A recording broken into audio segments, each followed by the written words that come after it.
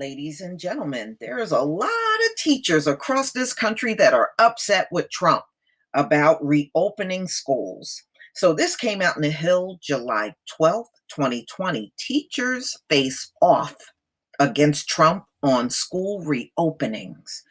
And see, this goes back to what I was saying to y'all. There's going to be a lot of unrest out in the streets in this country because you have politicians like Trump and some of the governors that are trying to push people out here at a time when the virus is exploding in the country. That ain't going to go over well. You're going to have not only big protests in the streets, those protests are going to become very violent. You keep your eye on what's going on. Everybody is not down with this go back to school stuff, and they're going to show it. And pretty soon, they're going to show it out in these streets. All right, y'all. Sorry about that. So, teachers are facing off against the Trump administration over the hardline approach to reopening schools in the fall, with unions arguing that concerns about the health and safety of educators and staff are being left out of the debate. President Trump and his allies consistently argue that schools should reopen because closures have a negative impact on students and children have no symptoms or mild symptoms when infected with COVID. Well, Donald Trump is not a medical expert, and I certainly would never accept that from him if I had a child going to school.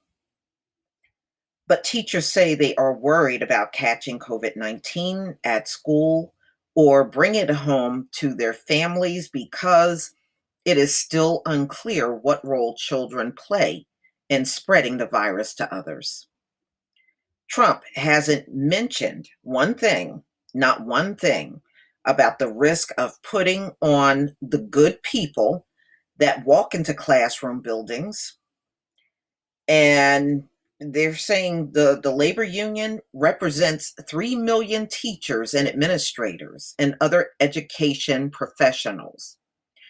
Trump Education Secretary Betsy DeVos and many of the administration top health officials spent the past week holding public events urging schools to open their doors this fall.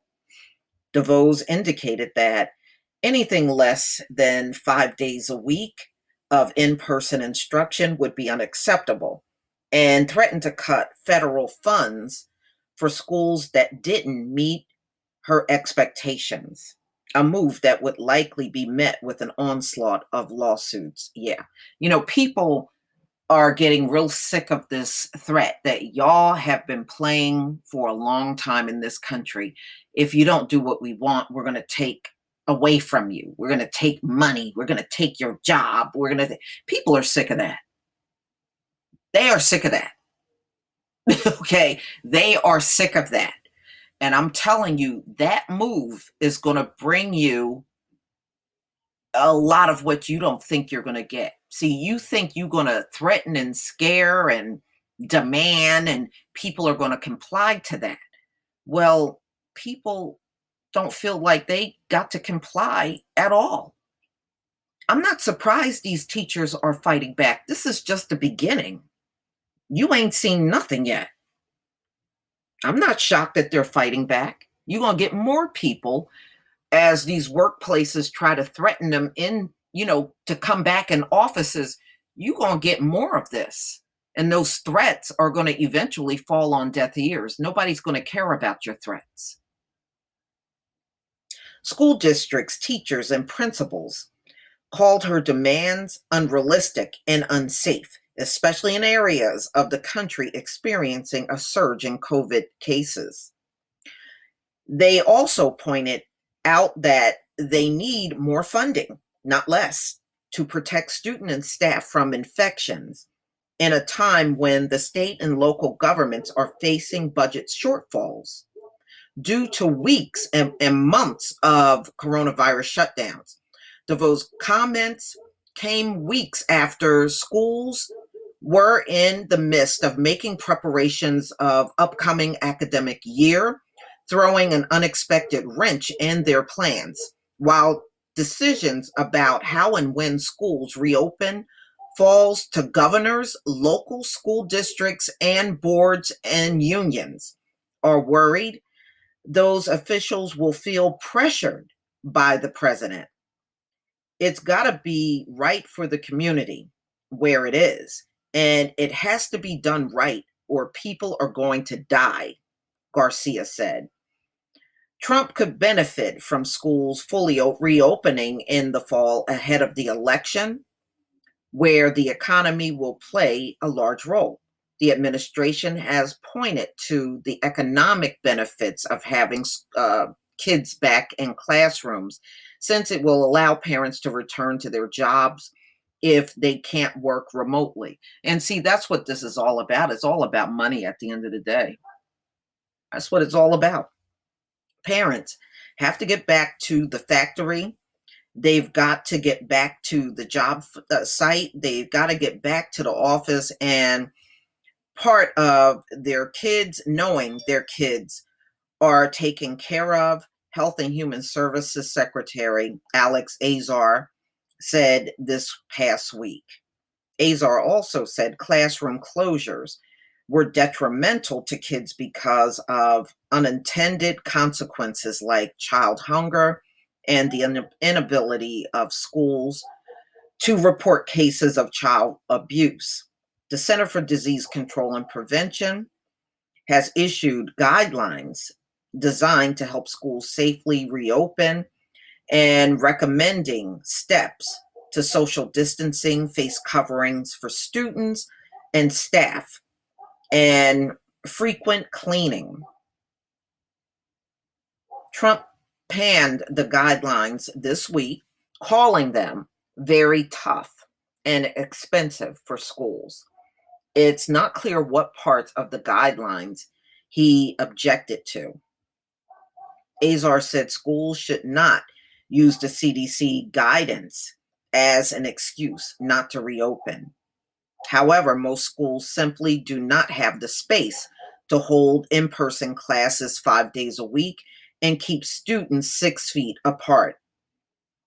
What frustrates us is the CDC's director, Robert Redfield, failure to recognize how wide a gap there is between the ideal world and the reality of schools. The challenge is when the CDC says, but by the way, none of this should preclude schools from opening, then it becomes a problem.